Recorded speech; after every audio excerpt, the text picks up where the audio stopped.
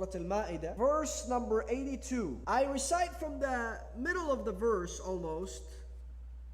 وَلَتَجِدَنَّ أَقْرَبَهُمْ. And you will find that the nearest to you and to Islam, مَوَدَّةً, with love and compassion, لِلَّذِينَ آمَنُوا, to the believers, to the Muslims, الَّذِينَ قَالُوا إِنَّا نَصَارَى, those who say we are Christians. And unfortunately, until this very day, brothers and sisters, I believe that the religion of Islam remains untold to the Christian community, to the community of Christians, since the birth of Islam until today. This Quran is still not introduced in the way it should be to the community of Christians around the world. And this is specifically important for us, Muslims living in the United States, Muslims living in the United Kingdom, Muslims living in Australia and New Zealand and in the West. Why? Because we must have a peaceful coexistence with our Christian community. We live in a predominantly Christian land. And that is why it is unfortunate that until today, the majority of the Christians do not know that there is an entire chapter within the Holy Quran, the 19th chapter, that honors and dignifies and sanctifies the Virgin Mary.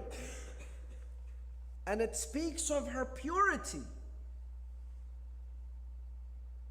Until today, many of the Christians do not know that in order for you to be a Muslim, a complete Muslim, you have to believe in Nubuwwah. And that entails that you believe in Jesus and you love Jesus in order for you to be a Muslim. Until today, many of the Christians are unaware that millions and millions of Muslims around the world name their children Maryam, Mary. Name their children Isa, after Jesus. Name their children Ruhullah, the Spirit of Allah, after Jesus. And it's unfortunate that there are some Muslim communities until today discussing whether we should be able to give a copy of the Quran to Christians or not. Or should we welcome them into Islamic centers or not? I tell you, those people, they have knowledge of Islamic law, apparently. They have read, but they have read and understood way too little to give their opinion. What do I mean? I mean laws now, yes, there were laws forbidding the Christians to enter Islamic centers and mosques or to obtain a Quran. Why? It's because when the Quran turned into a copy, a book distributed around the world, the Roman Catholic Church decided to purchase all the copies and destroy them.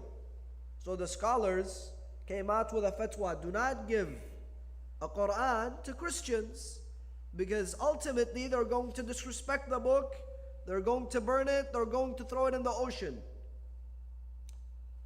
But this was a fatwa considering the circumstance that they were in. Yes, indeed, this law does not only apply to Christians. If you give it to a Buddhist and they throw the Quran into a trash can or they burn it down, it's haram to give them a Quran. If you give it to a Hindu and they do the same, it's haram to give them a Quran. If you give it to a Jew and they do the same, it's haram to give them a Quran. Similarly, if you give it to a Muslim and they disrespect the Quran, it's haram to give them access to a Quran. So this is not a law that was meant to bring down the status of Christians or Jews or Ahl al-Kitab and refrain them from access to the Quran. Secondly, it's very interesting. Allah subhanahu wa ta'ala within the Holy Quran says, قُلْ يَا أَهْلَ الْكِتَابِ, tell the people of the book, تعالوا إلى كلمة سواء بيننا وبينكم ألا نعبد إلا الله ولا نشرك به شيئا.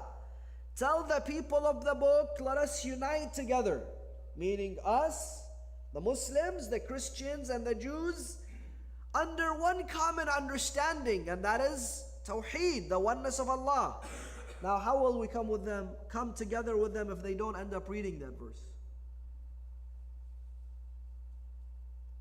This chapter, Surah Maryam, wasn't it sent to be and to serve as an invitation for Christians to know that Islam honors Mary, Islam honors Jesus, and yet it serves as an invitation to them to understand the religion of Islam, to come closer to the religion of Islam, to respect the religion of Islam, not to be an enemy to the religion of Islam and possibly embrace the religion of Islam.